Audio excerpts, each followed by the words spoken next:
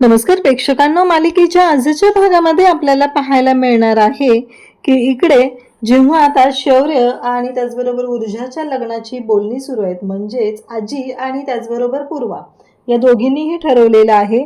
आता आजी सांगत आहेत की 2च दिवसांमध्ये लग्न करायचं आहे आणि या 2 दिवसांमध्ये लग्न करायचं का तर हिअरिंगच्या आधी लग्न झालं पाहिजे असा आजींचा निर्णय असतो, कारण काहीही होऊ शकतं असं आजींचं म्हणणं आहे. त्याचबरोबर हर्षवर्धनने सुद्धा लग्नाला परमिशन दिलेली आहे, पण एक अट घातलेली आहे. त्या अटीवरच हर्षवर्धन म्हणतो की तू ऊर्जाशी लग्न करू शकतेस. इकडे विजयाला मात्र खूप राग आलेला आहे. तर आता शौर्याची उष्टी हळद सुद्धा ऊर्जाला लागणार आहे, म्हणजेच हळदी सुरू झालेल्या आहेत. तर या मालिकेमध्ये सुद्धा आपल्याला आता विवाह सोहळा पाहायला मिळणार आहे प्रेक्षकांनो, पण हा एक अनोखा पद्धतीचा रंजकदार असा विवाह सोहळा आहे. तर हे एपिसोड पाहण्यासाठी चॅनलशी कनेक्ट राहा. तर इकडे आपल्याला पाहायला मिळतं की आता ऊर्जा घरी आलेली आहे आणि इकडे पूर्वाचं सुद्धा कुमुदिनी मॅडमशी बोलणं झालेलं आहे. आणि मग ऊर्जा आलेली असते तेव्हा पूर्वा तिला म्हणते की ऊर्जा, मी मगाशी एक प्रश्न तुला विचारला होता, त्याचं उत्तर मला शौर्यने दिलं. मला सांग तू की तू या लग्नाला तयार आहेस का? तुला शौर्यसोबत लग्न करायचंय का? दुसरी गोष्ट म्हणजे जर तो हर्षवर्धन जहागीरदारचा मुलगा नसता तर? हे प्रश्न आता पूर्वा ऊर्जाला विचारत असते. तेव्हा मात्र ऊर्जा सांगायला सुरुवात करते, पण फॅक्ट ही आहे की शौर्य हा हर्षवर्धन जहागीरदारचा मुलगा आहे, त्यामुळं मला हे लग्न करायचं नाही. पूर्वा म्हणते की हे बघ ऊर्जा, तुला कसं आहे माहिती आहे का, तुला असं वाटत असेल की मी त्यानंतर तुला म्हणजे तसंच ठेवील, पण मी तुझं दुसरे कोणाशी तरी लग्न लावून देणार आहे, कारण मी तुला आयुष्यभर एकटी तर नाही राहू देणार ना. तेव्हा ऊर्जा म्हणते की हो चालेल आई, मी करेल दुसऱ्या कोणाशीही लग्न. आई म्हणते तुला त्रास होणार नाहीये का? ऊर्जा म्हणते की नाही, मला नाही होणार त्रास. मी मी नाही काय प्रॉब्लेममध्ये येत, मला काहीच हरकत नाहीये. मी हे लग्न करायला तयार नाही, मला शौर्यसोबत लग्न करायचं नाही असं आता स्पष्टपणे सांगितलं जात असतं. परंतु जे काही कळायचं आहे ते इकडे पूर्वाला समजलेलं असतं आणि पूर्वाला कळलेलं सुद्धा असतं की ऊर्जा असं का म्हणते ते.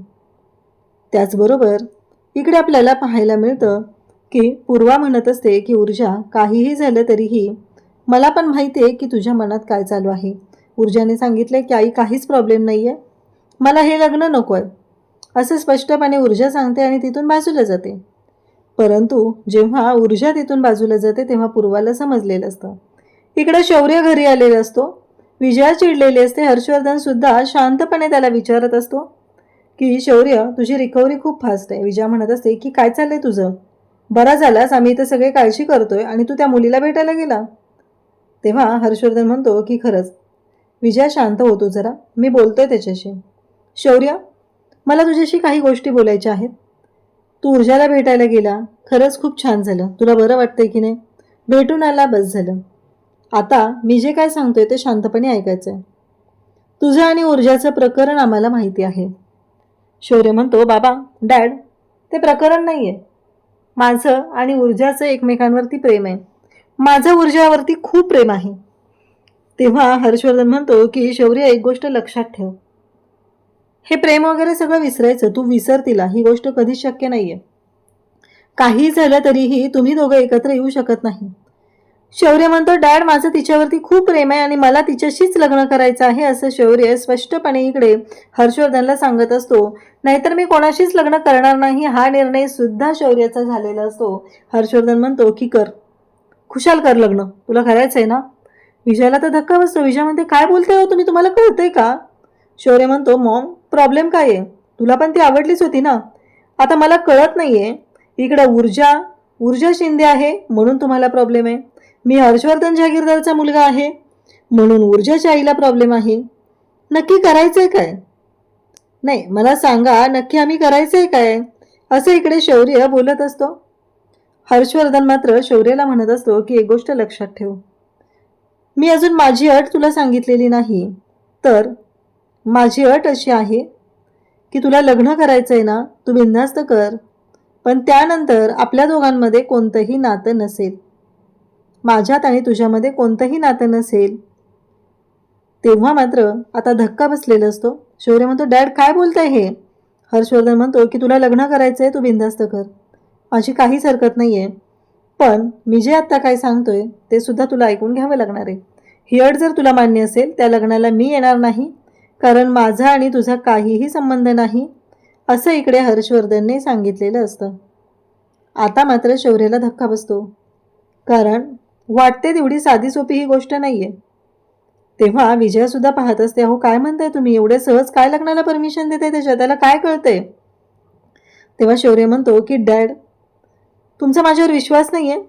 तेव्हा हर्षवर्धन म्हणतो की तू तुझे डिसिजन घेण्यासाठी स्ट्रॉंग नाही आहे. तेव्हा शौर्य म्हणतो की डॅड, तुम्ही ना अख्खं आपलं एम्पायर माझ्या ताब्यात द्यायला तयार आहात. माझ्याकडे डिसिजन पॉवर नाही आहे म्हणताय तुम्ही. जहागीरदारांचं हे सगळं साम्राज्य तुम्ही मला सांभाळायला द्यायचा विचार करताय, आणि एकीकडे तुम्हाला असं वाटतंय की माझ्याकडे ती डिसिजन पॉवर नाही आहे. कसं शक्य आहे डॅड, हे काय बोलताय तुम्ही, असं इकडे शौर्य बोलत असतो. हर्षवर्धनने मात्र त्याचा डिसिजन सांगितलेला असतो. शौर्य म्हणतो की डॅड, माझ्यावर विश्वास ठेवा. हर्षवर्धनने त्याचा हात हातातून सोडवून घेतलेला असतो आणि सांगितलेलं असतं की नाही, इथे तू चुकतोय, तुला नाही आहे डिसिजन घ्यायचं कळत, काय आहे तुझ्या लक्षात येत नाही आहे, ती मुलगी नाही आहे योग्य. तेव्हा शौर्य म्हणतो की डॅड, विश्वास ठेवा. हर्षवर्धन म्हणतो की ठीक आहे, मी तुला सांगितलंय, तुला लग्न करायचं असेल तर तू बिनधास्त कर, माझी काहीच हरकत नाही आहे.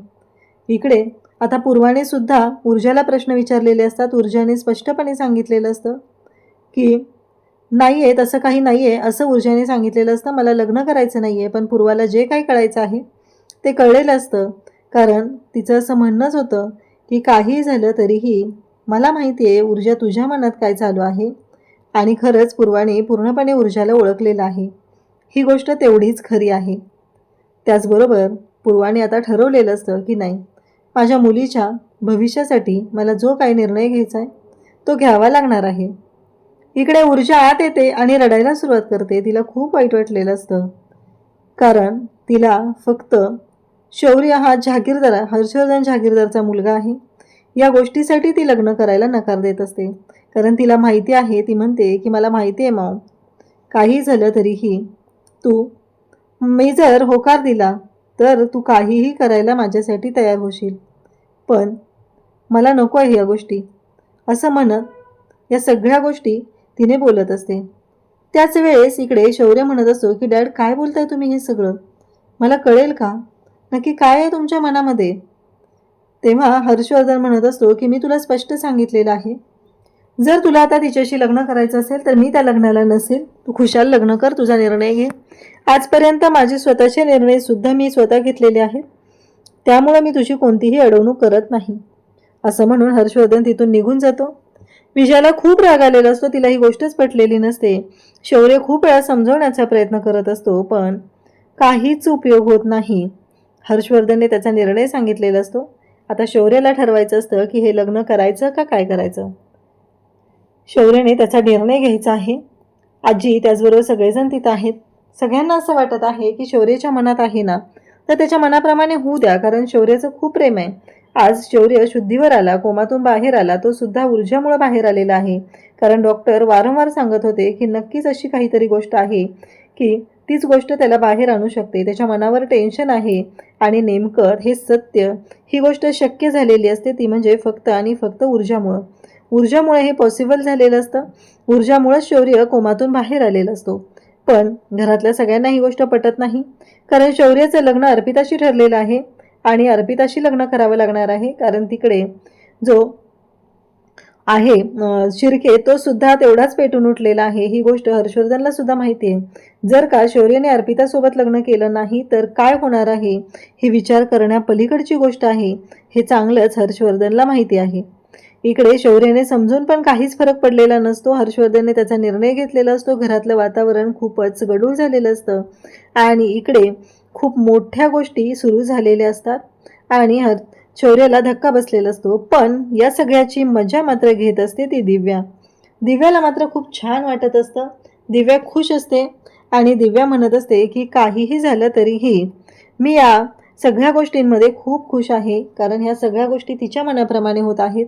एक छान असा ड्रामा तिला बघायला मिळत आहे आणि या सगळ्याचा आनंद ती घेत असते. इकडे ऊर्जा रूममध्ये असते. तिच्या डोक्यातून शौर्याचे विचार काही केल्या जात नसतात. पूर्वाला हे सगळं दिसत असतं. पूर्वाला माहिती आहे की ऊर्जाची अवस्था का अशी झालेली आहे. कारण पूर्वा तिच्या मुलीला चांगली ओळखून आहे. आता ऊर्जाने फक्त आणि फक्त या गोष्टीसाठी नकार दिला हे सुद्धा पूर्वाला माहिती असतं. इकडे शौर्य सुद्धा रूममध्ये विचार करत बसलेला असतो. तेव्हा आजी येतात आणि शौर्याला पाहतात. शौर्य टेन्शनमध्ये आहे, कारण आत्ता घरातलं वातावरण जे आहे ते खूपच गढूळ झालेलं आहे. शौर्य विचार करत आहे. आता आजींना काळजी वाटत असते, कारण हर्षवर्धनने अटच अशी घातलेली असते, जर तू तिच्याशी लग्न केलंस तर माझा आणि तुझा संबंध संपेल. त्यामुळं इकडे शौर्याला काळजी वाटत असते. त्याचबरोबर इकडे उद्याच्या दुसऱ्या दिवशी आपल्याला पाहायला मिळतं की कुमुदिनी आणि त्याचबरोबर शौर्य दोघंही आता इकडे घरी आलेले असतात. आणि तेव्हा मात्र ऊर्जा म्हणते की तुम्ही इथे शौर्य. तेव्हा पूर्वा येते आणि पूर्वा सांगू लागते की मी बोलवले, त्या दोघांनाही मी बोलवलेलं आहे असं पूर्वाने सांगितल्यानंतर मात्र इकडे त्या दोघीही आत येतात. मग पूर्वा म्हणते की बसा. मग पूर्वा शौर्याकडे बोलायला सुरुवात करते, कारण तिला जाणून घ्यायचं असतं की शौर्याच्या मनात काय चालू आहे. म्हणून तिने शौर्यासोबत बोलत असते. शौर्याला विचारते, त्याच्या मनातल्या गोष्टी जाणून घेते आणि त्याला बोलतं करत असते. शौर्य, मला खरं सांग की तुझं ऊर्जावर खूप प्रेम आहे. शौर्य म्हणतो, शंकाच नाही आहे, माझं ऊर्जावरती खूप प्रेम आहे. त्यावेळेस पूर्वा त्याला विचारते, माझ्या ऊर्जाला सुखात ठेवशील. तो म्हणतो की माझ्या शेवटच्या श्वासापर्यंत मी ऊर्जाला सुखात ठेवेल, ऊर्जाची काळजी घेईल आणि ऊर्जाला कधीच त्रास होऊ देणार नाही. मग पूर्वा म्हणते की ठीक आहे, मी ऊर्जाला पण हे प्रश्न विचारलेले आहेत, पण मी निर्णय घेतलेला आहे, वचन दे तू. शौर्याला कळतच नाहीये. म्हणजेच शौर्याला पूर्वा सांगते की वचन दे, तू आयुष्यभर तिला साथ देशील. आणि मग मात्र शौर्य पाहतच राहतो. शौर्याच्या आजीच्या दोघांच्याही चेहऱ्यावर आनंद असतो आणि दोघंही खुश झालेले असतात. शौर्य ऊर्जाचा हात हातात घेतो आणि वचन देतो की आयुष्यभर मी तुला साथ देईल. त्यानंतर पूर्वाने त्या दोघांच्या हातावरती हात ठेवलेला असतो आणि त्या दोघांनाही आता सांगितलेलं असतं की मी तुमच्या दोघांच्याही भल्याचा विचार केलाय, झालेल्या गोष्टी सोडून देऊन आपल्याला पुढे जायचं आहे आणि माझी या लग्नाला परवानगी आहे असं पूर्वा सांगते. ऊर्जा पण खुश झालेली असते. पूर्वा म्हणत असते, मला माहिती आहे माझ्या मुलांचं सुख कशात आहे आणि त्याच गोष्टींचा विचार मी केलेला आहे. हे ऐकल्यानंतर कुमुदिनी मॅडमना खूप बरं वाटतं. त्या म्हणत असतात की खरंच पूर्वा, आज तू जो काही निर्णय घेतलेला आहे ते खरंच खूप मोठा निर्णय घेतलेला आहे. या गोष्टी खरंच खूप महत्त्वाच्या होत्या, लाख मोलाच्या होत्या आणि तू दाखवून दिलेला आहे की खरंच तू तुझ्या मुलांसाठी काही करू शकते. तू तुझ्या मुलीने आणि तू मिळून दोघींनी जो निर्णय घेतलेला आहे तो खरंच मला पटलेला आहे असं त्या सांगतात. आणि मग मात्र इकडे आता कुमुदिनी मॅडम म्हणतात की आता 2च दिवसात आपल्याला लग्न करायचं आहे, तेही या हिअरिंगच्या आधी. आता मात्र इकडे शौर्य म्हणत असतो की काय. पूर्वा पण म्हणते काय, पण ही केस. कुमुदिनी म्हणते की ह्या अशा 55 केसेस हर्षवर्धन बाजूला टाकेल, त्याच्यासाठी ही केस एवढी महत्त्वाची नाही आहे, हे लग्न महत्त्वाचं आहे आणि तो शिर्के काहीही करू शकतो, त्यामुळे आपल्याला 2च दिवसात लग्न करायचं आहे. मग आता सगळ्यांना प्रश्न पडतो की ह्या सगळ्या गोष्टी कशा होतील. तेव्हा मात्र तिथे लगेचच शेजारच्या काकू येतात आणि त्या म्हणू लागतात की मी सांगितलं होतं ना, आम्ही आहोत ना सगळे, होईल, सगळं व्यवस्थित होईल, अजिबात काळजी करायची गरज नाही. या पद्धतीने गोष्टी सुरू झालेल्या असतात आणि फायनली इकडे आता आजी त्याचबरोबर सगळ्यांनी निर्णय घेतलेला असतो, सगळ्यांनी सांगितलेलं असतं आणि मग मात्र लग्नाची 2च दिवसात तयारी करायची आहे, 2च दिवसात लग्न होणार आहे हे ठरलेलं असतं. आजी घरी येतात आणि बोलायला सुरुवात करतात. आजी म्हणतात की मला काहीतरी बोलायचं आहे. सगळ्यांना बोलवलं जातं. तेव्हा आजी म्हणतात की मी लग्न ठरवून आले, शौर्य आणि ऊर्जाचं. विजयाला खूप राग येतो. विजया म्हणते, तुम्ही हा डिसिजन नाही घेऊ शकत आहे, माझ्या मुलाच्या बाबतीत काय करायचं हे माझी मी ठरवणार आहे. आजी म्हणतात की त्यांचं लग्न ठरलेलं आहे आणि 2 दिवसात लग्न आहे असं आजीने सांगितलेलं असतं. इकडे शौर्याने ऊर्जाला भेटायला बोलवलेलं असतं. ऊर्जा तिथे येते आणि शौर्याला म्हणते, काय झालं रे, अचानक तू इथं का बोलवलं मला. तेव्हा शौर्य सांगत असतो की मला तुझ्याशी बोलायचं होतं म्हणून तुला भेटायला बोलवलंय मी इथं. ऊर्जा म्हणते, काय झालं, काय बोलायचं आहे तुला. तेव्हा मात्र शौर्य म्हणतो की ही आपली शेवटची भेट आहे. ऊर्जा म्हणते, म्हणजे. ऊर्जाला कळतच नाहीये की हा असं काय वेड्यासारखं बोलतोय. शौर्य तिला सांगू लागतो की हो, कारण आज ऊर्जा शिंदे आणि शौर्य जागीरदार हे दोघं भेटणार आहेत, ही शेवटची भेट आहे. त्यानंतर आपण भेटू ते ॲडव्होकेट ऊर्जा शौर्य जागीरदार आणि ॲडव्होकेट शौर्य जागीरदार म्हणून, म्हणजे आपण नवरा बायको म्हणून भेटणार आहोत असं ठरलेलं असतं. आणि मग मात्र दोघंही एकमेकांशी बोलत असतात. उद्याच्या भागात आपल्याला पाहायला मिळतं की आता शौर्याला हळद लागत असते आणि आता प्रश्न पडलेला असतो की ही शौर्याची उष्टी हळद ऊर्जाकडे कशी पोचवायची. तेव्हा मात्र तिथे जीवा आलेला आहे आणि जीवा म्हणतो की माझ्या भावाची उष्टी हळद माझ्या वहिनींकडे पोचवायचं काम माझं आहे, मी घेऊन जाईल ती हळद. आणि असं म्हणत जीवाने आता तो हळदीचा डबा घेतलेला आहे, त्याच्यामध्ये हळद भरलेली आहे आणि तो हळदीचा डब्बा घेऊन निघालेला असतो. आणि त्याला मध्येच भेटतो तो म्हणजे हर्षवर्धन. हर्षवर्धन म्हणतो काय रे. तेव्हा तो सांगतो की आईने शौर्यसाठी लाडू पाठवले होते डिंकाचे, ते घेऊन आलेलो होतो. त्यावरती इकडे त्याचं म्हणणं असतं की तुमच्याकडे हळद घालून डिंकाचे लाडू केले जातात का. आता मात्र प्रश्न उभा राहिलेला असतो आणि त्याचबरोबर ह्या सगळ्या गोष्टी समोर आलेल्या असतात. आणि मग मात्र इकडे शौर्य आता टेन्शनमध्ये आलेला आहे, तर इकडे ऊर्जाकडे अजून हळद पोचलेली नाहीये, म्हणून ते सगळे सुद्धा टेन्शनमध्ये आहेत, विचार करत आहेत. पण जीवा कशा पद्धतीने शौर्याची हळद पोहोचवणार आणि ऊर्जाला शौर्याची उष्टी हळद कशी लागणार हे पाहण्यासाठी चॅनलशी कनेक्ट राहा. थँक्यू.